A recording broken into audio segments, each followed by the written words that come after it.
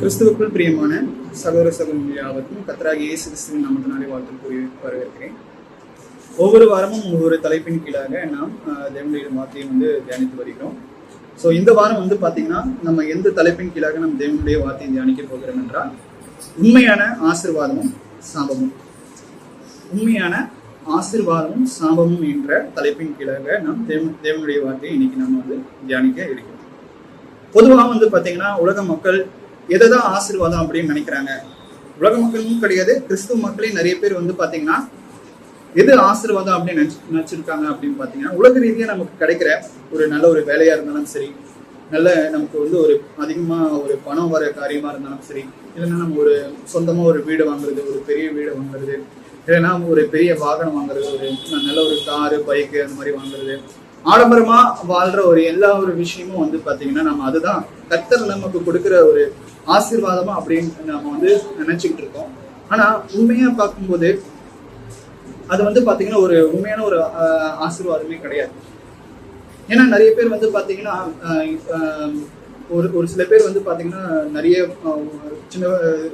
சிறு வயதுல இருந்து நிறைய கஷ்டப்பட்டு வாழ்க்கையில முன்னேறி இருக்காங்க. அதுக்கப்புறம் பாத்தீங்கன்னா கர்த்தர் அவங்களை அதிகமா ஆசீர்வதிச்சிருக்காரு, அவங்களுக்கு நிறைய பணம் சேர்ந்துருச்சு, ரொம்ப நல்லா செழிப்பா வாழ்றாங்க அப்படின்னா நமக்கு மைண்ட்ல ஆட்டோமேட்டிக்கா தோன்ற விஷயம் கர்த்தர் இவங்களை ஆசீர்வதிச்சிருக்காங்க, அதனாலதான் இவங்க எப்பவுமே ரொம்ப சந்தோஷமாவும் மன நிம்மதியாகவும் அது மட்டும் இல்லாம பணம் அதிகமா இவங்க கிட்ட இருக்கு. ஸோ அதனாலதான் பாத்தீங்கன்னா இதுதான் ஆசீர்வாதம் அப்படின்னு சொல்லிட்டு ஸோ நம்மள நிறைய பேர் பாத்தீங்கன்னா கூட நினைச்சிட்டு இருக்கோம். ஆனா அது எதுவுமே பாத்தீங்கன்னா உண்மையான ஒரு ஆசீர்வாதம் கிடையாது. ஏன்னா உலக ஆசீர்வாதம் பாத்தீங்கன்னா உலக ஐஸ்வர்யமே பாத்தீங்கன்னா எல்லாமே மாயைதான். கொஞ்ச நாள் இருக்கும், அது கடைசி வரைக்கும் இருக்குமா அப்படிங்கிறது நமக்கு ஒரு கேள்விக்குறி.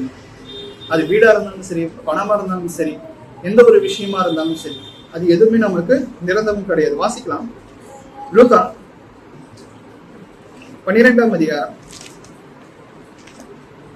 லூக்கா 12ஆம் அதிகாரம் வசனம் 16 இருந்து 21. அல்லாமலும் ஒரு ஓமையை அவர்களுக்கு சொன்னார். ஐஸ்வர்யம் உள்ள ஒருவனுடைய நிலம் நன்றாய் விளைந்தது. அப்பொழுது அவன் என்ன செய்வேன்? என் தானியங்களை சேர்த்து வைக்கிறதுக்கு இடமில்லையே. நான் ஒன்று செய்வேன், என் களஞ்சியங்களை இடித்து பெரிதாக கட்டி எனக்கு விளைந்த தானியத்தையும் என் பொருள்களையும் அங்கே சேர்த்து வைத்து, பின்பு ஆத்மாவே, உனக்காக அநேக வருஷங்களுக்கு அநேகம் பொருள்கள் சேர்த்து வைக்கப்பட்டிருக்கிறது. நீ இடைப்பாரி புசித்து குடித்து பூரிப்பாயி என்று என் ஆத்மாவுடன் சொல்வேன் என்று தனக்குள்ளே சொல்லிக் கொண்டான். இங்க பாத்தீங்கன்னா இங்க இயேசு கிறிஸ்து பாத்தீங்கன்னா உலக ஐஸ்வர்யம் பாத்தீங்கன்னா நமக்கு எப்பவுமே பாத்தீங்கன்னா நிரந்தரம் இல்லை அப்படிங்கிற ஒரு ஓமையை எடுத்து மக்களுக்கு போதிக்கிறார். அது என்ன அப்படின்னு பாத்தீங்கன்னா, ஒரு ஐஸ்வர்யவான இருக்கான், அவன் பாத்தீங்கன்னா என்ன பண்றான் அப்படின்னு பாத்தீங்கன்னா, அவனுக்கு தேவையான எல்லா ஆதாரத்தையும் சேர்த்து வைக்கிறான். அல்லாமலும் ஒரு உவமையை அவர்களுக்கு சொன்னார். ஐஸ்வர்யம் உள்ள ஒருவனுடைய நிலம் நன்றாய் விளைந்தது. பாருங்க, இங்க ஒரு ஐஸ்வர்யவானுக்கு பாத்தீங்கன்னா ஒரு விளைச்சல் நல்லா விளையுது அப்படின்னா நம்ம ஆட்டோமேட்டிக்கா என்ன நினைப்போம்? கர்த்தர் இவனை ஆசீர்வதிச்சிருக்கிறாரு அப்படின்னு நினைப்போம். ஆனா இங்க பாத்தீங்கன்னா, நான் ஒன்று செய்வேன், என் களஞ்சியங்களை இடித்து பெரிதாக கட்டி எனக்கு விளைந்த தானியத்தையும் என் பொருள்களையும் அங்கே சேர்த்து வைத்து. பாருங்க, அது பாத்தீங்கன்னா அவனுக்காகவே அவன் சேர்த்து வைக்கிறான். அதாவது மத்தவங்க நிறைய பணம் சேர்ந்துருச்சு, நிறைய இந்த மாதிரி விளைச்சல் வந்திருக்கு, இது ஏழைகளுக்கு நான் கொடுக்கணும், தரித்திரர்களுக்கு நான் கொடுக்கணும், இல்லாதப்பட்டவங்களுக்கு நான் கொடுக்கணும் அப்படின்னு நினைக்கல. அவனுக்காகவே பாத்தீங்கன்னா அவன் சேர்த்து வைக்கிறான். பின்பு ஆத்மாவை, உனக்காக அநேக வருஷங்களுக்கு அநேக பொருள்கள் சேர்த்து வைக்கப்பட்டிருக்கிறதை நீ இளைப்பாரி புசித்து குடித்து பூரிப்பா இரு. பாருங்க, அவன் மட்டுமே நல்லா சந்தோஷமா இருக்கணும், எந்த ஒரு பெருசா எந்த ஒரு வேலைக்கும் போகாம இருக்கிறத வச்சு இன்னும் நிறைய ஆல்ரெடி ஏற்கனவே நிறைய ஒரு விளைச்சல் வருது, அதை வச்சு நல்லா சாப்பிட்டு இந்த உலகத்துல இருக்கிற இந்த நாட்களை கழிக்கணும். நிறைய பேர் அப்படிதான் நம்ம நினைச்சிட்டு இருக்கோம். நம்ம ஓடி முடிச்சு சீக்கிரமா செட்டில் ஆயிடலாம் அப்படின்னு சொல்லிட்டு நம்ம பாத்தீங்கன்னா நிறைய விஷயங்களை நம்ம பண்ணிட்டு இருக்கோம். என் ஆத்மாவோட சொல்லுவேன் என்று தனக்குள்ளே சிந்தித்து சொல்லிக் கொண்டான். ஆனா தேவன் கிளியரா சொல்லிட்டாரு. என்ன அப்படின்னு சொல்றாரு பாருங்க, 20வது வசனத்துல, தேவனும் அவனை நோக்கி மதிகேடனே. பாருங்க, மதிகேடன ஒரு முட்டாள், அதே இந்த மாதிரி எல்லாம் நினைக்கிறவங்கள வந்து யார் அப்படின்னு பாத்தீங்கன்னா ஒரு பைத்தியக்காரங்களா இருக்கிறாங்க, ஒரு முட்டாள்தனமா வந்து இருக்கிறாங்க. அப்படிப்பட்டவர்கள் தான் வந்து பாத்தீங்கன்னா இப்படி எல்லாம் யோசிப்பாங்க.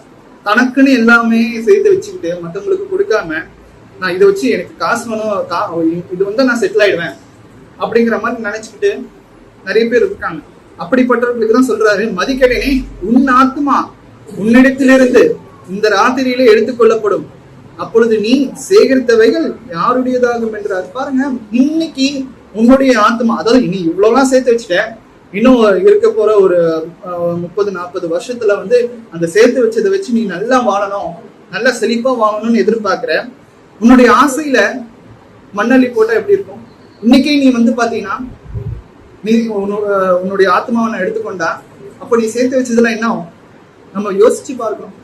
எப்பவுமே வந்து பாத்தீங்கன்னா கர்த்தர் நமக்கு வந்து பாத்தீங்கன்னா உலகத்துல ஒரு சில விஷயங்கள் கொடுக்கும்போது, அதாவது அது கொடுக்கும்போது அப்படிப்பட்ட ஒரு ஆசீர்வாதங்கள் விளைச்சல் எல்லாம் நல்லா கொடுக்கும்போது அதை வச்சு கர்த்தருக்கு நம்ம எப்படி நம்ம வந்து கனத்தை செலுத்துறோம், மற்றவங்களுக்கு எந்த விதத்துல நம்ம வந்து உதவிகரமா இருக்கோம் அப்படிங்கறத தான் நம்ம யோசிக்கணும். தவிர நாமே எல்லா விஷயத்தையும் நம்ம வந்து பண்ணிக்க கூடாது. எப்பவுமே உலக ஐஸ்வர்யம் வந்து பாத்தீங்கன்னா நமக்கு நிரந்தரம் கிடையாது. நாம என்னதான் சேர்த்து வச்சாலும் அது நாம அனுபவிக்க போறது கிடையாது. நமக்கு பின்னாடி வருகிறவர்கள் இல்லைன்னா திருடர்கள் கண்ணமிட்டு திருடுவார்கள், இன்னும் நிறைய விஷயங்கள் இருக்கு. பழைய ஏற்பாட்டுல கூட வந்து பாத்தீங்கன்னா ஆசீர்வாதத்துல ஒரு உண்மையான அளவுகள் வந்து சொல்றாரு பாருங்க. ஆதியாகமம் கர்த்தர் ஆபிரகாமை ஆசீர்வதித்தார், ஈசாக்கை ஆசீர்வதித்தார், யோசிப்புக்கு வந்து எப்படி இருக்காருன்னு பாருங்க. ஆதியாகமம் 24ஆம் அதிகாரம் வசனம் 35.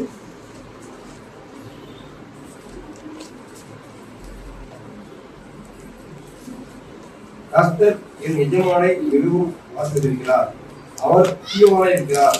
கர்த்தர் அவருக்கு ஆடு மாடுகளையும் வெள்ளியையும் பொன்னையும் வேலைக்காரரையும் வேலைக்காரிகளையும் ஒட்டகங்களையும் கழுதையும் கொடுத்திருக்கிறார்.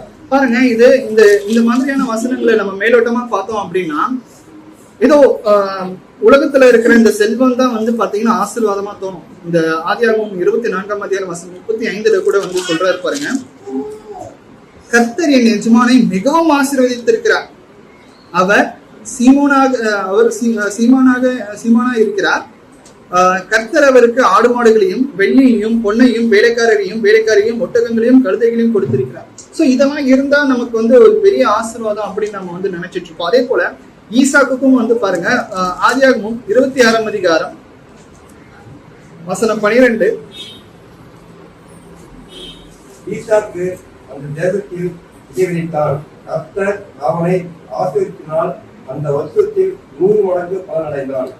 இங்க பாத்தீங்கன்னா ஈசாக்கையும் வந்து பாத்தீங்கன்னா கர்த்தர் ஆசீர்வதிப்ப உலக ரீதியாக. ஆனா வந்து இங்கே வந்து ஈசாக்கு அந்த தேசத்தில் விதைத்தான், கர்த்தர் அவனை ஆசீர்வதித்ததனால் அந்த வருஷத்தில் 100 மடங்கு பலன் அடைந்தான். நிறைய பேர் வந்து பாத்தீங்கன்னா இப்போ இந்த காலத்துல வந்து பாத்தீங்கன்னா ஸ்டாக் மார்க்கெட்ல பணம் போடுவாங்க. ஒரு 100 ரூபாய் போடுறாங்க அப்படின்னா அந்த ஒரு 100 ரூபாய் வந்து ஒரு கம்பெனில ஷேரா போடுறாங்க அப்படின்னா அந்த கம்பெனி நல்லா பெர்ஃபார்ம் பண்ணுச்சு அப்படின்னா அது 100 மடங்கு கூட ஏறுறதுக்கு வாய்ப்பு இருக்கு. அப்போ 100 மடங்குன்னா அப்படி கொஞ்சம் யோசிச்சு பாருங்க. 10 மடங்கே வந்து பாத்தீங்கன்னா 1000 ரூபாய், 100 மடங்குன்னா கொஞ்சம் யோசிச்சு பாருங்க, 10,000 ரூபாய் உங்களுக்கு வந்து லாபம் கிடைக்கும் வெறும் 100 ரூபாய் போட்டு. அந்த மாதிரிதான் வந்து பாத்தீங்கன்னா ஈசாக்கு 100 மடங்கு கர்த்தர் வந்து ஆசீர்வதிச்சாங்க. அது உண்மை, அதுவும் வந்து கர்த்தர் கொடுக்கிற ஆசீர்வாதம். இது எல்லாமே வந்து பாத்தீங்கன்னா உலக ரீதியான ஒரு ஆசீர்வாதம். ஆனா இதுக்கு பிறகு வருகிற யோசிப்புக்கு கொடுக்கிறாரு பாருங்க ஒரு உண்மையான ஆசீர்வாதம். வாசிக்கலாம். ஆதியாகமம் 39ஆம் அதிகாரம் வசனம் 2. கர்த்தர் யோசேப்போடு இருந்தார், அவன் காரியத்துள்ளானான், அவன் எகிப்தியனாகிய தன் எஜமானுடைய வீட்டில் இருந்தான். அதாவது கர்த்தர் யோசேப்போடு இருந்தார், அவன் காரிய சித்தி உள்ளவனானான், அவன் எகிப்தியனாக தன் எஜமானுடைய வீட்டிலே இருந்தான். அதாவது என்னதான் ஆபிரகாம் ஈசாக்கு போன்றவர்கள் செல்வத்தால் ஆசீர்வதிக்கப்பட்டாலும் உண்மையான ஆசீர்வாதம் என்பது கண்டிப்பா செல்வம் கிடையாது. உண்மையான ஆசீர்வாதம் என்ன அப்படின்னு பாத்தீங்கன்னா கர்த்தர் யோசேப்போடு இருந்தார். பாருங்க, யோசிப்பு வந்து பாத்தீங்கன்னா ஒரு அடிமையா இருக்கான். அவனுக்கு அவங்க அண்ணன் தம்பிங்க வந்து அண்ணன்மார்கள் வந்து அவனை வித்து போட்டாங்க. அவன் வந்து ஒரு அடிமையா எகிப்து தேசத்துக்கு போறான். கர்த்தர் கைவிட்டாரா? கைவிடல. அவன்கிட்ட எந்த ஒரு பணமும் இல்லை, சொத்தும் இல்லை. ஆனாலும் கர்த்தர் அவனை காரிய சித்தி உள்ளவனா மாத்தி இருக்கிறார். அப்படின்னா என்ன அர்த்தம் அப்படின்னா அவனை வந்து ஆசீர்வதிச்சிருக்கிறார். அவன் சொல்றது பேசுறது எல்லாமே வாய்க்கிறபடி அவன் செய்கிற எல்லா காரியமே வந்து பாத்தீங்கன்னா வாய்க்கிறபடி பண்ணிக்கிருக்கார். இதுதான் ஆசீர்வாதம். கர்த்தரால் கொடுக்கிற ஒரு உண்மையான ஆசீர்வாதம் இதுதான். மெயினா என்ன அப்படின்னு பாத்தீங்கன்னா கர்த்தர் யோசிப்போட இருந்தார். அப்போ நம்மள இதுல இருந்து நம்ம என்ன பாடம் அப்படின்னு கத்துக்கணும் அப்படின்னா, நம்ம கிட்ட எவ்வளவு பணம் இருந்தாலும் அது ஆசீர்வாதமே கிடையாது. நம்ம கிட்ட வீடு, சொந்தமா வீடு எல்லாமே இருந்தாலும் அது நமக்கு ஒரு மிகப்பெரிய ஆசீர்வாதம் கிடையாது. அப்ப உண்மையான ஆசீர்வாதம் என்ன அப்படின்னு பார்க்கும்போது, தேவன் உங்களோடு இருக்கிறாரா என்பதே வந்து பாத்தீங்கன்னா ஒரு உண்மையான ஒரு ஆசீர்வாதம். கொஞ்சம் யோசிச்சு பாருங்க. நம்ம மனசை தொட்டு சொல்லி பாருங்க, கர்த்தர் இப்ப என் கூட இருக்கிறாரா? நான் ஒரு பாவியான ஒரு மனுஷனாச்சே, கர்த்தர் என் கூட இருக்கிறாரா அப்படிங்கிறது நம்ம வந்து யோசிச்சு பாருங்க. அப்போ கர்த்தர் நம்மோடு இருக்கணும், அப்படிப்பட்ட ஒரு உண்மையான ஆசீர்வாதத்தை பெறணும் அப்படிங்கிறதுக்கு நாம என்னென்ன வழியெல்லாம் நம்ம வந்து பண்ணணும் அப்படிங்கறத நம்ம யோசிச்சு பாருங்க. கர்த்தருக்கு பிரியமுள்ளவங்களா நம்ம நடக்கணும். புதிய ஏற்பாட்டின் சட்டத்திட்டங்களுக்கு நம்ம கண்டிப்பா கீழ்ப்படிஞ்சு நடக்கணும். நம்மளே நிறைய பேர் வந்து பாத்தீங்கன்னா பழைய ஏற்பாட்டின் சட்டத்திட்டங்களுக்கு கீழாக நிறைய விஷயங்கள் பண்ணிட்டு இருக்கோம். அப்படி இல்லாம புதிய ஏற்பாட்டு, அதாவது கிறிஸ்து நமக்கு என்ன சட்டத்திட்டங்கள் கொடுத்திருக்கிறாரோ அவர் இயேசு கிறிஸ்து மூலியமா நிறைய விஷயங்கள் சொல்லியிருக்கிறாரு. அது மாத்திரம் இல்லாம அப்போஸ்தலர்கள் மூலியமாவும் நமக்கு நிறைய புதிய ஏற்பாட்டு கட்டளைகள் வந்து கொடுத்திருக்கிறாரு. இதெல்லாம் நம்ம வந்து கரெக்டா கீழ்ப்படிஞ்சு நடக்கிறோமா? இதெல்லாம் நடந்தாதான் கர்த்தர் எப்பொழுதுமே நம்ம கூட எப்பவுமே இருப்பார். அடுத்ததா கூட நம்ம வந்து வாசிக்கலாம், கர்த்தர் நமக்கு கொடுக்கிற ஆசீர்வாதம் அது எப்போ சாபமா மாறும் அப்படிங்கறத வாசிக்கலாம். உபாகமும்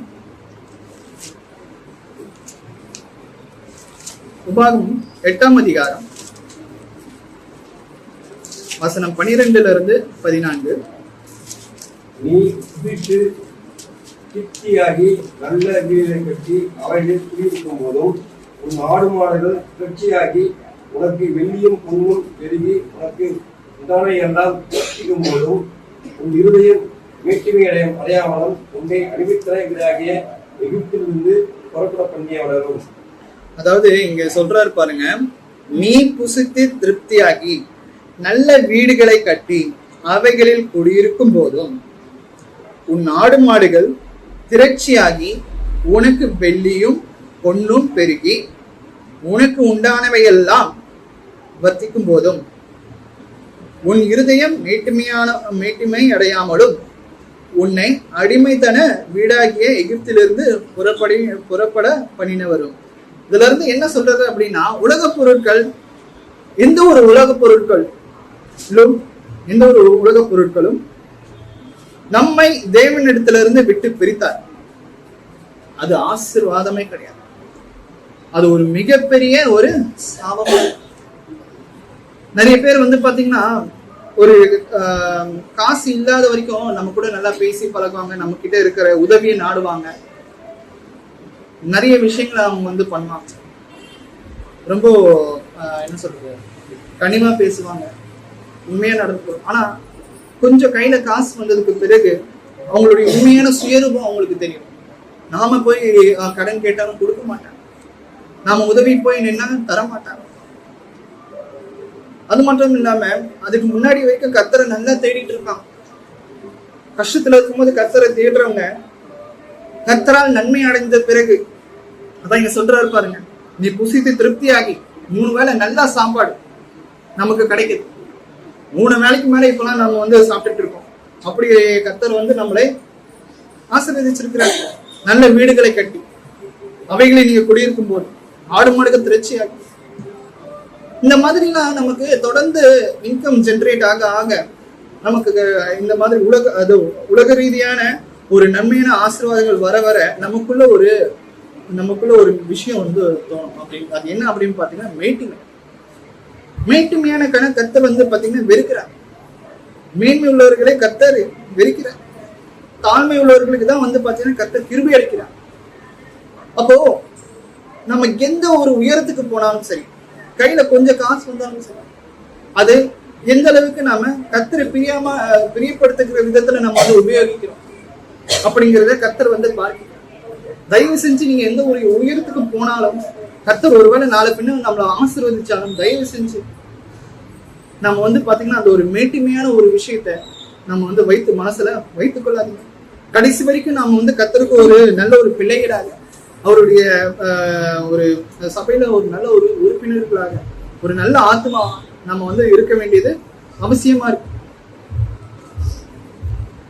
அப்போ இதுல இருந்து நமக்கு என்ன புரிஞ்சு கொள்ளணும் அப்படின்னு பாத்தீங்கன்னா, இந்த உபாகமம் 8ஆம் அதிகாரம் வசனம் 12ல இருந்து 14 வரைக்கும் நம்ம வந்து வாசிக்கும் போது ஆசீர்வாதம் எப்போ சாபமா மாறும் அப்படிங்கிறது நமக்கு தெரிஞ்சிடுச்சு. எந்த ஒரு பொருளும் உலக ரீதியான நமக்கு கிடைக்கிற எந்த ஒரு பொருளும் ஒரு விஷயம் நம்ம வந்து பாத்தீங்கன்னா தேவனை விட்டு பின்வாங்க வைக்குது அப்படின்னா அதுதான் இருக்கிறதுலே வந்து பாத்தீங்கன்னா கர்த்தர் நமக்கு கொடுத்த ஆசீர்வாதம் சாபமாக மாறுகிறது. உதாரணத்துக்கு வந்து பாத்தீங்கன்னா இஸ்ரவேல் மக்கள் நல்லா சந்தோஷமா இருந்தாங்க. அவங்களுக்குன்னு ஒரு ராஜா வந்து ஏற்பாடு பண்ணிக்கிட்டாங்க. சவுல் ராஜா, அதன் பிறகு தாவீது வராரு, சாலமோன் வராரு.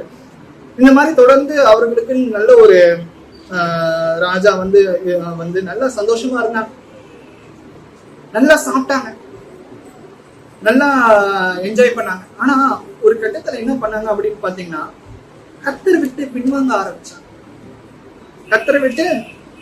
ஆரம்பிச்சாங்க. சிருஷ்டிகரை தொழுது கொள்ளாமல் சிருஷ்டியை தொழுது கொண்டார். சூரியன் சந்திரனுக்கெல்லாம் முகத்தை காமிச்சுட்டு கர்த்தருக்கு வந்து பாத்தீங்கன்னா தங்களுடைய முகத்தை காமிக்கிறாங்க. பாருங்க, இந்த மாதிரியான தப்பான காரியங்கள் நமக்கு வந்து ஆட்டோமேட்டிக்கா நேர்க்கும். என்கிட்ட காசு இருக்கிற அதனால வந்து பாத்தீங்கன்னா நான் சொல்றதுதான் நீங்க கேட்கணும். இந்த குடும்பமே வந்து பாத்தீங்கன்னா என்ன நம்பிதான் இருக்கு. நான் தான் வேலைக்கு போறேன், நான் வந்து நான் வேலையை விட்டு நின்றுட்டேன் அப்படின்னா நீங்களும் நடு தெருவில் பிச்சை எடுக்கணும். அதனால எனக்கு வர வேண்டிய எல்லா கணத்தையும் நீங்க எனக்கு தர. நிறைய பேர் நம்ம மனசுல வந்து பாத்தீங்கன்னா நான் சம்பாதிக்கிறேன், இது என்னதான் நான் கஷ்டப்பட்டு படிச்சேன், நான் சம்பாதிச்சேன் அப்படிங்கிற ஒரு மன மேட்டிமையோட இருப்பாங்க. இதெல்லாம் வந்து இந்த இப்ப நீங்க பாக்குற அந்த வீடு கார் எல்லாமே வந்து பாத்தீங்கன்னா நான் என் சொந்த முயற்சியை போட்டேன், அதனால சம்பாதிச்சேன், அதனால நான் சொல்றதுதான் நீங்க கடைசி வரைக்கும் கேட்கணும் அப்படிங்கிற ஒரு மேட்டிமையான ஒரு விஷயத்த மனசுக்குள்ள வச்சுக்கிட்டு இருப்பாங்க. ஆனா தயவு செஞ்சு அப்படிப்பட்ட ஒரு விஷயத்த வைக்காது. நமக்கு உண்டானது எல்லாமே கர்த்தர் நமக்கு கொடுக்கிற ஒரு ஆசீர்வாதம். நம்மளால் எதுவுமே முடியாது, மனுஷனால் கூடாதுதான், ஆனா தேவனால் எல்லாம் கூடும்.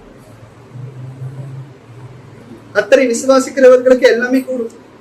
ஆனா நாளை பின்ன கர்த்தர் நம்மளை ஆசீர்வாதத்துக்கு பிறகு தயவு செஞ்சு இப்படிப்பட்ட ஒரு மேட்டிமையான ஒரு விஷயங்கள் இருந்து எல்லாமே நான் தான் பண்ணேன், நான் என்னாலதான் உண்டாச்சு, நான் சொல்றதுதான் நீங்க கேட்கணும் அப்படின்னு நீங்க நினைச்சீங்க அப்படின்னா கர்த்தர் அது ஒரு வழியா வந்தா கூட நமக்கு அந்த அந்த ஆசீர்வாதம் எல்லாமே பல வழியா அது போகும்.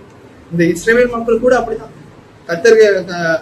கர்த்தருக்கு விரோதமாக அவர்கள் நிறைய காரியங்கள் பண்ணும் பொழுது அவர்களுடைய ஆசீர்வாதத்தை எல்லாத்தையும் எடுத்துக்கொண்டார். கடைசியில் அவர்கள் வந்து பாத்தீங்கன்னா அடிமையாக கொண்டு போகப்பட்டார். இது எல்லாமே நமக்கு வந்து ஒரு பாடம் தான். அப்போ இது வந்து பழைய ஏற்பாட்டின் காலத்துல கர்த்தர் கொடுக்கிற ஒரு ஆசீர்வாதமா இருக்கு. புதிய ஏற்பாட்டின் காலத்துல கர்த்தராகிய இயேசு கிறிஸ்து உண்மையான பாக்கியம், அதாவது உண்மையான ஆசீர்வாதத்தை குறித்து சொல்றாரு பாருங்க. மத்தேயு 5ஆம் அதிகாரம் நான் வாசிக்கிறேன். மத்தேயு 5ஆம் அதிகாரம் வசனம் 3ல இருந்து 10 வரைக்கும் நான் வந்து வாசிக்கிறேன். ஃபர்ஸ்ட் சொல்றாரு பாருங்க, பாக்கியம் பாக்கியம் அப்படின்னு சொல்லும் பொழுது அதை நீங்க வந்து பாத்தீங்கன்னா ஒரு ஆசீர்வாதமா நீங்க வந்து நினைத்துக் கொள்ளுங்கள். ஆசீர்வாதம் தான் அது. மத்தேயு 5ஆம் அதிகாரம் வசனம் 3ல இருந்து வாசிக்கிறேன். ஆவியில் எளிமை உள்ளவர்கள் பாக்கியவான்கள். பாருங்க, ஆவியில் எளிமை உள்ளவர்களா. ஒரு சில பேருக்கு கொஞ்சம் ஒரு விவரம் தெரிஞ்சிச்சுன்னா போதும், எனக்குதான் எல்லாம் தெரியும், நான் தான் உலகத்துல மிகப்பெரிய அறிவாளி அப்படிங்கிற மாதிரி நினைச்சுப்பாங்க. அப்படி இருக்கக்கூடாது. உண்மையான அறிவாளிகள், உண்மையானவர்கள்லாம் என்ன பண்ணுவாங்க அப்படின்னா தனக்கு எவ்வளவுதான் நிறைய காரியங்கள் தெரிஞ்சாலும் தெரியாத மாதிரி காமிச்சுப்பாங்க. எனக்குதான் எல்லாம் தெரியும், அதாவது கொஞ்சம் தெரிஞ்சவங்களுக்கு தான் என்ன பண்ணுவாங்க அப்படின்னு பாத்தீங்கன்னா எனக்கு எல்லாமே தெரியும் அப்படிங்கிற மாதிரி மேட்டிமையா இருப்பாங்க. அப்படி இருக்காது. ஆவியிலே ஃபர்ஸ்ட் எளிமையுள்ளவர்களா இருங்கள். அப்படிப்பட்டவர்கள் யார்? பாக்கியவான்கள், ஆசீர்வதிக்கப்பட்டவர்கள். இப்போ சொல்லுகிற வசனம் எல்லாமே ஒரு வசனத்துல கூட காசு வச்சிருக்கிறவங்க பாக்கியவான்கள், கார் வச்சிருக்கவங்க பாக்கியவான்கள், சொந்தமா வீடு வச்சிருக்கவங்க பாக்கியவான்கள், நிலம் வைத்திருக்கிறவர்கள் பாக்கியவான்கள், 4 பேர் மத்தியில பேரு புகழ் இருக்கிறவங்க பாக்கியவான்கள் அப்படின்னு எந்த ஒரு வசனத்திலையும் கர்த்தராகிய இயேசு கிறிஸ்து சொல்ல போறது கிடையாது. வாசிக்கலாம். இது ஒரு பாக்கியவான்கள் சொல்றாரா? பரலோக ராஜ்யம் அவர்களுடையது. 4வது வசனம், துயரப்படுகிறவர்கள் பாக்கியவான்கள், அவர்கள் ஆறுதல் அடைவார்கள். பாருங்க, கஷ்டம் யாருக்கு இருக்கோ நம்ம நினைச்சிட்டு இருக்கோம். கஷ்டம் இருக்கிறவங்களுக்கு பாத்தீங்கன்னா கர்த்தர் ஏதோ சாபத்தை வைத்திருக்கிறார். அதனாலதான் பாத்தீங்கன்னா நம்ம ஒவ்வொரு நாளும் கஷ்டப்பட்டு இருக்கோம். ஒவ்வொரு நாளும் எனக்கு பாத்தீங்கன்னா போராட்டமா இருக்கு. வாழ்க்கையில நான் அடுத்தது என்ன சாதிக்க போறேன், எனக்கு உடம்பு ஃபுல்லா எனக்கு வியாதியா இருக்கு. ஒரு வியாதி போச்சுன்னா இன்னொரு வியாதி ஆட்டோமேட்டிக்கா வந்துட்டு இருக்கு. குடும்பத்துல கணவன் மனைவிக்கு ஏதாச்சும் ஒரு பிரச்சனை, ஒரு தீர்வு கிடைச்சதுன்னா திரும்ப யார் மூலியமாச்சும் இன்னொரு ஒரு பிரச்சனை வந்துகிட்டு இருக்கு. சோ ஒவ்வொரு நாளும் ஒரு துயரப்பட்டு இருக்கேன் அப்படின்னா நம்ம மத்தவங்களாம் ரொம்ப சந்தோஷமா இருக்கிறாங்களே, எனக்கு ஏன் வாழ்க்கையில இப்படிப்பட்ட ஒரு சோதனை வந்துட்டு இருக்கு? அப்போ மத்தவங்களதான் கர்த்தர் ஆசீர்வதிச்சிருக்கிறாரு, என்ன கர்த்தர் ஆசீர்வதிக்கவே இல்லையா அப்படின்னு நம்ம நினைக்கும் பொழுது கர்த்தராகிய இயேசு கிறிஸ்து சொல்றாரு பாருங்க, துயரப்படுகிறவர்கள் பாக்கியவான்கள். பாருங்க, அப்போ துயரப்படுறத பாத்தீங்கன்னா நம்ம சந்தோஷமா என்னணும், நம்ம ஆசீர்வதிக்கப்பட்டவர்கள் அவர்கள் ஆறுதல் அடைவார்கள். அப்போ துயரப்படும்போது நம்ம அதிகமா நம்ம கர்த்தரை கிட்டி சேர்றதுக்கு ஒரு மிகப்பெரிய வாய்ப்பு இருக்கு. மற்றவர்கள் நம்மளை கைவிட்டாலும், நமக்கு ஒரு மிகப்பெரிய வியாதி இருந்து டாக்டர் நர்ஸுன்னா கூட நம்மளை கைவிட்டாலும் கர்த்தர் நம்மளை கைவிட மாட்டாருங்கிற ஒரு விசுவாசம் நமக்கு கிடைக்கும். நம்ம ஜெபத்துல உறுதியா இருக்கிறதுக்கு வாய்ப்பு கிடைக்கும். நமக்கு இருக்கிற பிரச்சனைகள் எப்படா தீர்ந்து முடியும் அப்படிங்கிறதுக்காக நம்ம தொடர்ந்து கர்த்தர் இடத்துல நம்ம ஒன்றிட்டே ஜெபிச்சுட்டு கொண்டே இருக்கும். சோ அப்படி ஒரு வாய்ப்பு கிடைக்கும். அது வரைக்கும் கண்டிப்பா ஆறுதலும் அடைவார்கள். அதன் பிறகு சாந்த குணம் உள்ளவர்கள் பாக்கியவான்கள், அவர்கள் பூமி சுதந்திரித்துக் கொள்வார்கள். இது 3வது விஷயம். சாந்த குணம் யாருக்கு இருக்கோ அவர்கள் ஆசீர்வதிக்கப்பட்டவர்கள். ஒரு சில பேர் பாத்தீங்கன்னா சின்னதா ஒரு விஷயம் சொன்னாலே பெருசா கோவப்படுவாங்க. ஷார்ட் டெம்பர் அப்படின்ட்டு இங்கிலீஷ்ல சொல்லுவாங்க. நாம அப்படி இருக்கக்கூடாது. மோசே பாத்தீங்கன்னா அதாவது வீட்டுல இருக்கிற ஒரு 4-5 பேரை வச்சு மேய்க்கிறதே நமக்கு ரொம்ப பெரிய கஷ்டமா இருக்கு. அதனால எவ்வளவு எக்கச்சக்கமான ஒரு பிரச்சனைகளும் வருது. ஆனா மோசையானவர் பாத்தீங்கன்னா லட்சக்கணக்கான மக்களை எகிப்து தேசத்துல இருந்து அவரு பாலைவனத்துல வழி நடத்திட்டு வரும்போது ஒவ்வொரு நாளும் ஒவ்வொரு நிமிஷம் அவங்க ஏதோ ஒரு குறிய கொண்டு செலுத்திக்கிட்டே இருக்காங்க. எங்களுக்கு அது பிரச்சனை, நாங்க எகிப்திலேயே நல்லா இருந்தோம், எங்க இங்க கூட்டிட்டு கஷ்டப்படுத்துறீங்களே அப்படின்ட்டு. அது நமக்கே ஒரு மைண்ட் ப்ரெஷரா இருக்கும். நமக்கு எப்படா இதுல இருந்து ஒரு பெரிய விடுதலை கிடைக்கும், கர்த்தர் எப்படா என்னை கானான் தேசத்துல கொண்டு போய் சேர்ப்பார் அப்படிங்கிற ஒரு அந்த மாதிரி ஒரு ப்ரெஷர்ல இருக்கும் பொழுது அந்த மாதிரி ஒரு ப்ரெஷர்ல இருந்தாலும் கூட மோசேயானவர் ரொம்ப சாந்தமுள்ளவரா இருக்கும். பாருங்க, அப்படி சாந்தமுள்ள மனுஷனே ஒரு கட்டத்துல பாத்தீங்கன்னா கர்த்தருடைய கட்டளையை மீறி ஒரு சின்ன விஷயம் தான் பண்ணார். அதனாலேயே பாத்தீங்கன்னா மோசேயானவர் கானான் தேசத்துக்குள்ள பிரவேசிக்க முடியல. அப்ப நாம எந்த அளவுக்கு கொஞ்சம் யோசிச்சு பாருங்க. நாம பண்ற பாவத்துக்கு நம்ம பரலோக ராஜ்யத்தை அடைய முடியுமா? கொஞ்சம் யோசிச்சு பாருங்க. கர்த்தராகிய இயேசு கிறிஸ்து மூலியமா நமக்கு நல்ல ஒரு பாவ மன்னிப்பு கிடைக்குது. சரி, ஓகே, அது கிடைக்குது அப்படிங்கிறதுக்காக நம்ம தொடர்ந்து பாவம் பண்ணிட்டே இருக்கணுமா? நம்ம தொடர்ந்து அந்த கோவப்பட்டுட்டே இருக்கணுமா சாந்த குணம் இல்லாம? கொஞ்சம் யோசிச்சு பாருங்க. சாந்த குணம் கண்டிப்பா நம்ம எல்லாருக்குமே இருக்கும். அப்படிப்பட்டவர்கள் பாக்கியவான்கள், அவர்கள் பூமியை சுதந்திரித்துக் கொள்வார்கள். அப்போ கோவப்படுறவங்க, அவசரப்பட்டு முடிவெடுக்கிறவங்க, இப்படிப்பட்டவர்கள்லாம் பாத்தீங்கன்னா பூமியை சுதந்திரித்துக் கொள்வது ரொம்ப கஷ்டமான ஒரு விஷயம். யார் பொறுமையா எல்லா விஷயத்திலும் பொறுமையா நிதானமா யோசிச்சு முடிவெடுக்கிறார்களோ அப்படிப்பட்டவர்கள் பூமியை சுதந்திரித்துக் கொள்வார்கள். இது கர்த்தராகிய இயேசு கிறிஸ்து மூலியமாக கொடுக்கிற ஒரு உண்மையான ஒரு ஆசீர்வாதம். நீதியின் மேல் பசி தாகம் உள்ளவர்கள் பாக்கியவான்கள். 6வது வசனம், அவர்கள் திருப்தி அடைவார்கள். ஒரு சில பேர் பாத்தீங்கன்னா காசு கொடுத்து சட்டத்தை விலை பேசிடுறாங்க. சட்டத்துல ஏதாச்சும் ஒரு ஓட்டை இருந்தா அதை இது பண்ணிடுறாங்க. ஆனா கர்த்தருடைய கட்டளை நம்ம எந்த ஒரு விஷயம் காசு கொடுத்து நம்ம இது பண்ண முடியாது. கோர்ட்ல ஜெயில நம்ம ஜெயிக்கிற மாதிரி, காசு கொடுத்து நம்ம ஆளுங்களை விலைக்கு வாங்குற மாதிரி கர்த்தருடைய கட்டளையா அப்படின்னு நம்ம வந்து ஈஸியா நம்ம தப்பா அதுல எதாச்சும் ஓட்டம் இருந்தா நம்ம அதுல இருந்து தப்பிச்சு வர்றது அப்படின்னா கிடையவே கிடையாது. எது நியாயம், எது கரெக்டா, எது தப்பு அப்படின்ட்டு வேதாகமும் நமக்கு கிளியரா சொல்லியிருக்கு. அதுக்கேற்றபடி நம்ம நடக்கும்போது, அதாவது நீதியா நேர்மையா நம்ம வந்து நடக்கும்பொழுது நம்ம நினைப்போம், ஒரு சில நேரங்கள் நம்ம வந்து தப்பு பண்ணும் பொழுது ஏமாத்திடலாம், யார் என்ன நினைக்க போறாங்க, ஒரு இளிச்சவாயை நமக்கு வந்து மாட்டிட்டான், இவன் தலையில மலத அரைச்சி இந்த மாசம் இவனை வச்சு நம்ம ஓட்டிடலாம் அப்படின்ட்டு நம்ம நினைக்கும் பொழுது, நம்ம எப்ப நினைக்கிறோமோ அப்பவே நமக்கு வந்து பாத்தீங்கன்னா கடைசி வரைக்கும் கர்த்தர் நம்மளே ஆசீர்வதிக்காம வைத்திருக்கிறாருன்னா என்ன காரணம்? இந்த மாதிரியான கெட்ட எண்ணங்கள். யாராச்சும் ஒரு இளிச்சவன் வந்து மாட்டிப்பான், அவனை வச்சு நம்ம மிளகா அரைச்சிடலாம், அவனை ஏமாத்தி பொழைக்கலாம், எந்த ஒரு நீதியும் நேர்மையும் அவங்க கிட்ட கண்டிப்பா இருக்கவே இருக்காது. அப்போ கடைசி வரைக்கும் அவங்க வாழ்க்கையில முன்னேறாமவே இருக்கிறாங்க அப்படின்னா என்ன அர்த்தம்? தொடர்ந்து மத்தவங்க ஏமாத்திக்கிட்டு இருக்காங்க. கடைசி வரைக்கும் அந்த ஏமாத்துதல் வந்து பாத்தீங்கன்னா அவங்களுக்கு நல்ல ஒரு வாழ்வை கொடுக்காது எதிர்காலத்துல. அப்போ நீதியின் மேல் பசிதாகம் உள்ளவர்கள் பாக்கியவான்கள், அவர்கள் திருப்தி அடைவார்கள். இரக்கம் உள்ளவர்கள் பாக்கியவான்கள், அவர்கள் இரக்கம் பெறுவார்கள். நம்ம கொஞ்சம் யோசிச்சு பாருங்க, நாம மத்தவங்களுக்காக இறங்குறோமா? நாம மத்தவங்களுக்காக இறங்கினா தானே நியாய தீர்ப்பு நாட்கள கர்த்தர் நமக்காக இறங்கி நம்மளுடைய பாவங்களை மன்னிப்பார். கண்டிப்பா நம்ம வந்து எல்லாருக்குமே நாம மத்தவங்களுக்கு கடன் கொடுத்து அவங்களால அதை கட்ட முடியலன்னா கூட நம்ம அவர்களுக்காக இறங்கணும். அப்பதான் கர்த்தர் நம்மளுடைய கடன்களை வந்து பாத்தீங்கன்னா எடுத்து போடுவார். மத்தேயு 6ஆம் அதிகாரம் வசனம் சொல்றது பாருங்க, 12வது, எங்கள் கடனாளிகளுக்கு நாங்கள் மன்னிக்கிறது போல எங்கள் கடன்களை எங்களுக்கு மன்னி. அப்போ நாம மத்தவங்க நம்ம இடத்துல இருந்து கடன் பட்டு இருந்தாலும் சரி, அதை நாம மன்னிக்கிறது போல நாம எப்படி நம்ம இறங்கி மன்னிக்கிறோமோ அதே போல கர்த்தர் நம்மளுடைய கடன்களையும் இறங்கி மன்னிப்ப, நம்மளுடைய பாவங்களை மன்னிப்பார். அதனாலதான் சொல்றாரு, இரக்கம் உள்ளவர்கள் பாக்கியவான்கள், அவர்கள் இரக்கம் பெறுவார்கள். யார் இடத்துல இருந்து? எல்லார் இடத்துல இருந்து இரக்கம் பெறுவார்கள். முக்கியமா கர்த்தர் இடத்துல இருந்து இரக்கம் பெறுவார்கள். சமாதானம் பண்ணிக்கிறவர்கள் பாக்கியவான்கள், அவர்கள் தேவனுடைய புத்திரன் எண்ணப்படுவார்கள். அப்போ இவ்வளவு நிறைய விஷயங்கள் சொல்றாரு. நீதியின் நிமித்தம் துன்பப்படுகிறவர்கள் பாக்கியவான்கள், பரலோக ராஜ்யம் அவர்களுடைய. அப்போ இவ்வளவுலாம் சொல்றாரு, இவ்வளவுலாம் ஆசீர்வாதம் இருக்கு அப்படின்றார். இவ்வளவு ஆசீர்வாதத்தை படிச்சு நாம எங்கேயாச்சும் நீங்க உலகத்துல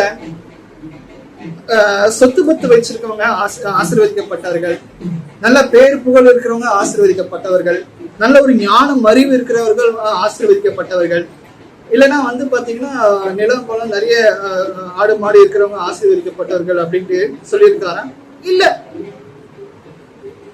அப்போ இங்க இருக்கிறவங்க அப்படி பார்க்கும் பொழுது இங்க இருக்கிற நாம எல்லாருமே வந்து பாத்தீங்கன்னா பாக்கியவான்களா இருப்போம். ஏன் அப்படின்னா, என் வாழ்க்கையில எனக்கு துயரமே இல்லை அப்படின்னு யாருமே சொல்லிட முடியாது. நம்ம வாழ்க்கையில எல்லாருக்குமே துயரங்கள் இருக்கு. சொல்ற பாருங்க, துயரப்படுகிறவர்கள் பாக்கியவான். 4வது வசனம், துயரப்படுகிறவர்கள் பாக்கியவான்கள், அவர்கள் ஆறுதல் அடைவார்கள். அப்ப நாளை பின்ன வந்து பாத்தீங்கன்னா யாராச்சும் எனக்கு சொந்தமா வீடு வந்துச்சு, சொந்தமா கார் வந்துச்சு, சொந்தமா நிலம் வாங்கிட்டோம், நாங்க நிறைய இடத்துல இருந்து பணம் வருது அப்படின்னா நம்ம வந்து இனிவரும் காலங்கள்ல என்ன யோசிக்கணும் அப்படின்னா, என்ன யோசிக்க கூடாது அப்படின்னா, கர்த்தர் இவர்களை ஆசீர்வதித்து இருக்கிறார் அப்படிங்கிற ஒரு எண்ணத்தை நம்ம தயவு செஞ்சு எடுத்து போடும். அது ஆசீர்வாதம், உண்மையான ஆசீர்வாதம் அது கிடையவே கிடையாது. உண்மையான ஆசீர்வாதம் என்ன அப்படிங்கிறது மத்திய 5ஆம் அதிகாரம் வசனம் 3-10 வரைக்கும் வாசனம். அதுதான் உண்மையான ஆசீர்வாதம். கர்த்தராகிய இயேசு கிறிஸ்து மூலியமாக நமக்கு கிடைக்கிற ஒரு மிகப்பெரிய ஒரு ஆசீர்வாதம். வாசிக்கலாம் அடுத்தது பிலிப்பியர் 3ஆம் அதிகாரம் வசனம் 8. பிலிப்பியர் 3ஆம் அதிகாரம் வசனம் 8. இங்க அப்போஸ்தலனாகிய பவுல், அது மாத்திரமல்ல, கர்த்தராகிய இயேசு அறிவின் மேன்மைக்காக எல்லாவற்றையும் கஷ்டம் என்று எண்ணிக்கொண்டிருக்கிறேன். அதாவது பவுல் வந்து பாத்தீங்கன்னா கிறிஸ்துக்குள்ள வரதுக்கு முன்னாடி அவரு கொஞ்சம் நல்லா வசதியா இருந்தாரு. அது மாத்திரம் இல்லாம அவருக்கு நிறைய பாஷைகளும் தெரியும். அது மாத்திரம் இல்லாமல் அவருடைய குரு அப்படின்னு பார்க்கும் பொழுது அவர் நிறைய பெரிய பெரிய ஆளுங்க கிட்ட இருந்து அவர் வந்து ஒரு சீஷனா இருந்திருக்கிறார். நிறைய வேத புத்தகத்தை அவர் வந்து கரைச்சு குடிச்சிருக்கிறாருன்னு சொல்லலாம். சோ இதெல்லாம் வந்து பாத்தீங்கன்னா அது மாத்திரம் இல்லாம இந்த வேதாகமத்திலேயே வந்து பாத்தீங்கன்னா அதிக புத்தகத்தை எழுதுகிறவரும் அவருதான். இதெல்லாம் இருந்தாலும் கூட அது மாத்திரம் இல்ல, என் கர்த்தராகிய கிறிஸ்து இயேசுவை அறிகிற அறிவின் மேன்மைக்காக எல்லாவற்றையும் நஷ்டம் என்று எண்ணிக்கொண்டிருக்கிறேன். அவர் ஆவிக்குரிய ரீதியில ஒரு நல்ல ஒரு நிலைமை அடைந்ததுக்கு பிறகு அவர் உலக ஆசீர்வாதத்தை குறித்து என்ன சொல்றாரு அப்படின்னு பார்க்கும் பொழுது, அவருக்கு கிடைச்ச எல்லா உலகத்துல உண்டான எல்லா ஆசீர்வாதத்தையும் கர்த்தருக்காக, யாரை அறிகிற அறிவின் மேன்மைக்காக எல்லாத்தையும் நஷ்டன்றாரு பாருங்க. கர்த்தராகிய கிறிஸ்து இயேசுவை அறிகிற அறிவின் மேன்மைக்காக எல்லாவற்றையும் நஷ்டம் என்று எண்ணிக்கொண்டிருக்கிறேன். நாம நிறைய இடத்துல பார்க்கலாம், ஒரு சில ரொம்ப பெரிய பணக்காரங்க வாழ்க்கையில நிம்மதி இல்லாம இருப்பாங்க. அவங்க கிட்ட காசு, பேரு, புகழ் எல்லாமே இருக்கும். இருந்தாலும் மனசுல பாத்தீங்கன்னா ஒரு குறைவு இருந்து கொண்டே இருக்கு. நம்மளுடைய வாழ்க்கையும் அப்படிதான். நம்ம கிட்ட கர்த்தர் நமக்கு ஒரு சில விஷயங்கள் நமக்கு கொடுத்திருந்தாலும் ஆனா ஏதோ ஒரு குறை நம்ம கிட்ட இருந்து கொண்டே இருக்காது. என்ன அப்படின்னு பார்க்கும் பொழுது, கர்த்தராகிய இயேசு கிறிஸ்துக்கு இயேசு கிறிஸ்து நம்ம இடத்துல இருக்கிறாரா? நான் எதற்காக இந்த பூமிக்கு வந்தேன்? அவருடைய சித்தத்தை நான் நிறைவேற்றி இருக்கேனா? அவரை குறித்து நான் மற்றவர்கள் இடத்துல சொல்லியிருக்கேனா? நற்சாட்சி பெற்றிருக்கிறேனா? இதெல்லாம் நம்ம யோசிக்கணும். அதாவது கிறிஸ்து ரிலேட்டடா நம்ம ஒரு சில விஷயங்களை நம்ம யோசிக்கும் பொழுது, பண்ணும் பொழுது அதுல நமக்கு ஒரு மன திருப்தி கிடைக்கும். நம்ம சம்பாதிச்ச எல்லா பேரு, புகழ் எல்லாமே பாத்தீங்கன்னா ஒண்ணுமே கிடையாது. அது எல்லாமே அனித்தியமான. இன்னைக்கு நல்லா நல்லா நல்லா பேசுவாங்க, நம்ம முன்னாடி நல்லா பேசுவாங்க, புகழ்வாங்க. நாளை பின்ன பாத்தீங்கன்னா வேற மாதிரி பேசுவாங்க. நமக்கு பின்னாடி வேற மாதிரி பேசுவாங்க. ஒருவேளை நம்ம கீழே இறங்கிட்டோம் அப்படின்னா நம்மளை சபிக்க கூட செய்வாங்க. நம்ம இடத்துல இருந்து எந்த ஒரு நல்ல ஒரு காரியங்களும் மற்றவங்களுக்கு கிடைக்கல அப்படின்னா, கிடைக்கிற வரைக்கும் நம்மளை உயர்த்தி பேசுவாங்க. அது கிடைக்கிறது எப்போ நிறுத்தப்படுதோ அப்போ நம்மளை ரொம்ப தரைக்குறைவா, ரொம்ப மோசமான ஒரு நிலைமைக்கு பேசுவாங்க. இதனாலேயே பாத்தீங்கன்னா அப்போஸ்தலனாகிய பவுல் இதனாலன்ட்டு இல்ல, அவருக்கு கிடைச்ச எல்லா உலக காரியங்களும் அவர் கர்த்தராகிய இயேசு கிறிஸ்துக்காக எல்லாமே நஷ்டம் என்று நினைக்கிறார். சோ நாமளும் பாத்தீங்கன்னா கிறிஸ்துவை அறிகிற அறிவும் அவருக்குள் வாழ்வதே நம்ம பாத்தீங்கன்னா எல்லாற்றையும் விட ஒரு மேன்மையான ஒரு ஆசீர்வாதமா நம்ம நினைக்க வேண்டியது அவசியமாக இருக்கு. அப்போ உண்மையான ஆசீர்வாதம் உண்மையான சாபம் என்ன அப்படின்னு பாத்தீங்கன்னா, செல்வம், நல்ல ஒரு சுகம், உலக பெருமை எல்லாம் இருந்தோம். எப்படிப்பட்ட எல்லா விஷயங்கள் இருந்தோம், நம்மளுடைய வாழ்க்கையில கர்த்தராகிய இயேசு கிறிஸ்து இல்ல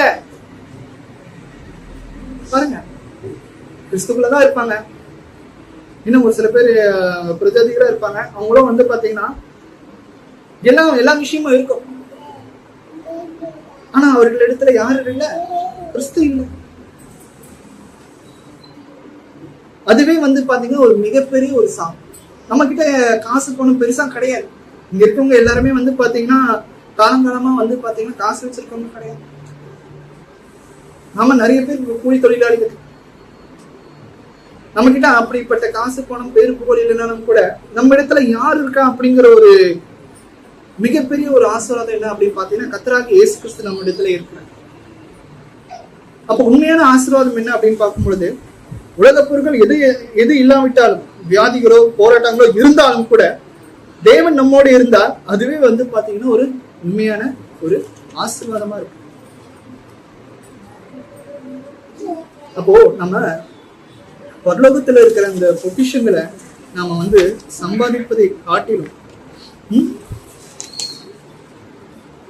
பரலோகத்துல இருக்கிற பூமியில இருக்கிற அந்த பொக்கிஷங்களை நாம சேர்த்து வைக்கிறதை காட்டிலும் பரலோக ராஜ்யத்திலே தான் நம்ம பாத்தீங்கன்னா நம்மளுடைய பொக்கிஷத்தை கண்டிப்பா சேர்த்து வைக்கணும்.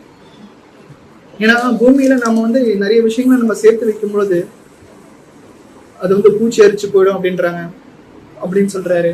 இல்லைன்னா மனிதர்கள் திருடர்கள் கண்ணமிட்டு திருடுவார்கள். இதே நம்மளுடைய பொக்கிஷத்தை நம்ம பரலோக ராஜ்யத்துல சேர்த்து வைக்கும் பொழுது அங்க பூச்சியும் அரிக்காது, திருடர்களும் கண்ணமிட்டு திருட முடியாது. அப்போ பரலோக ராஜ்யத்துல நாம எப்படி பொக்கிஷத்தை சேர்த்து வைக்க முடியும் அப்படின்னு பார்க்கும் பொழுது, இந்த பூமியில நாம செய்கிற எல்லா நன்மையான காரியங்கள், நன்மையான கிரியைகள், அது எல்லாமே பாத்தீங்கன்னா நம்ம பரலோக ராஜ்யத்துல பொக்கிஷங்களா நம்ம சேர்த்து வைக்கிறோம். நிறைய பேர் ஒரு சில நல்லது பண்றாங்க அப்படின்னா ஒரு ஏதாச்சும் ஒரு பலன் கிடைக்குமா, பூமிக்குரிய ரீதியில ஏதாச்சும் ஒரு பலன் கிடைக்குமா அப்படின்னு எதிர்பார்த்து ஒரு சில நன்மைகளை செய்வாங்க. ஆனா நாம கிறிஸ்தவர்கள் அப்படி இருக்கக்கூடாது. நமக்கு கிடைக்க வேண்டிய நன்மைகள் ஆவிக்குரிய நன்மைகளா இருக்கணும். நம்மளுடைய பொக்கிஷங்கள் பரலோக ராஜ்யத்துல நம்ம வந்து சேர்த்து வைக்கணும். அதைத்தான் நம்ம எதிர்பார்க்கணும் தவிர, சரி ஓகே இன்னைக்கு நம்ம இவருக்கு உதவி பண்ணா நாளை பின்ன இதை நம்ம வந்து சொல்லி காமிக்கலாம், அதை வச்சு நம்ம இவர் இடத்துல இருந்து ஒரு நிறைய ஆசீர்வாதத்தை பெற்றுக்கொள்ளலாம் அப்படின்னு நம்ம யோசிக்க கூடாது. நம்ம செஞ்ச நன்மைகளை நம்ம வந்து தயவு செஞ்சு மறந்துரு. இடது கைக்கு கொடுக்கறது வலதுக்கு கைக்கு தெரியக்கூடாது அப்படின்னு சொல்ற. அதே நம்ம வந்து பாத்தீங்கன்னா ரெக்கார்ட் எடுத்து போட்டு நான் அன்னைக்கு உங்களுக்கு அப்படி பண்ணனே இப்ப எனக்கு கழட்டி விட்டுட்டியா அப்படின்னு தயவு செஞ்சு நினைக்காம, கர்த்தர் பார்த்திருக்கிறார் நீங்க என்ன என்ன என்ன மாதிரியான ஒரு நன்மையை மக்களுக்கு செஞ்சிருக்கீங்க. உங்களுக்கு ஒரு தேவைகள் வரும்போது கர்த்தர் ஆட்டோமேட்டிக்கா உங்களுக்கு எல்லா விதமான விஷயத்தையும் கர்த்தர் உங்களுக்கு ஆட்டோமேட்டிக்கா செய்யும். அப்போ இன்னைக்கு நம்ம கற்றுக்கொண்ட பாடம் என்ன அப்படின்னு பார்க்கும் பொழுது, உண்மையான ஆசீர்வாதம் எது? உலகத்துல இருக்கிற எந்த ஒரு விஷயமும், அதாவது பேரு புகழ் பணம் வீடு சொந்த வீடு கார் எல்லாமே எதுவுமே நமக்கு வந்து பாத்தீங்கன்னா உண்மையான ஆசீர்வாதம் கிடையாது. தேவன் நம்மோடு இருக்கிறது தான் வந்து பாத்தீங்கன்னா கர்த்தராகிய இயேசு கிறிஸ்து நம்ம கூட இருக்கிறது தான் வந்து பாத்தீங்கன்னா உலகத்திலே இருக்கிற மிகப்பெரிய ஆசீர்வாதம். அப்படிப்பட்ட ஒரு ஆசீர்வாதத்தை நாம் தொடர்ந்து வைத்திருக்கும்படி நம்ம கர்த்தர் இடத்துல நாம ஜெபித்துக் கொள்வோம். கர்த்தர் தான் உங்களை ஆசீர்வதிப்பார். பொறுமையை கேட்டு